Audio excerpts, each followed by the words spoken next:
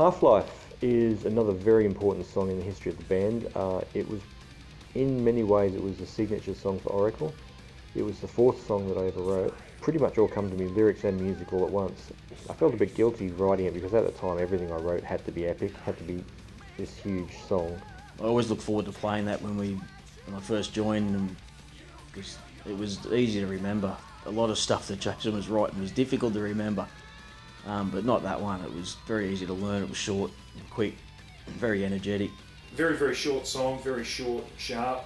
We played around with the vocal melodies on this in a number of different ways in the studio, and then pretty well very straightforward was the final decision on this when we recorded it, because it's such a short, sharp track, but a good track that starts with a really nice leading with the drums and then building into the verse and a very good chorus. Then another verse, chorus, lead, chorus, and let's get out of there. So very, very straightforward, but a great song. And a song that always went over extremely well. I don't think we really kind of hit the mark on the original. It was short and it was aggressive and it was cool, but I don't think we really kind of nailed the vocal on that one as good as we could have done. And again, I don't think that's any disrespect to Mark at all. I think he did a really, really good job. But the melody that was implied in the verse of the original was just, it was difficult. We recorded it probably more times than we've recorded anything else. We were getting closer and closer each time we recorded it, but it was never quite what I felt the song should be. Musically, I didn't think there was a problem with it. The problem was it's a deceptively difficult song to write lyrics to, even though it's quite a basic song by our standards. It's not an easy song to get a really strong vocal melody to.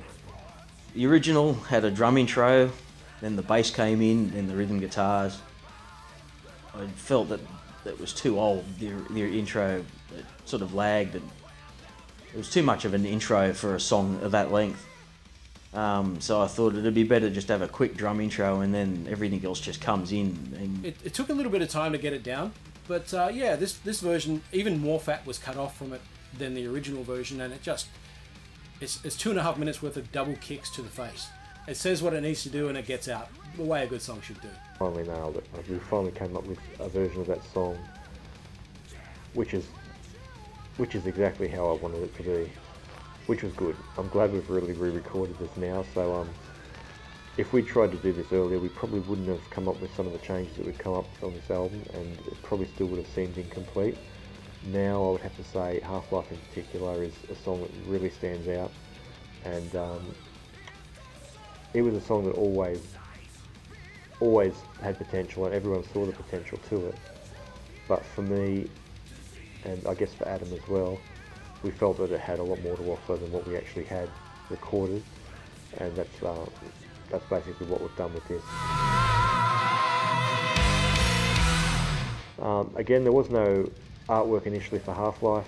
I had an idea in my head of a guy lying in bed, spirits sort of being dragged away by some Grim Reaper type figure out the window and barely holding on with this sort of spiritual chain.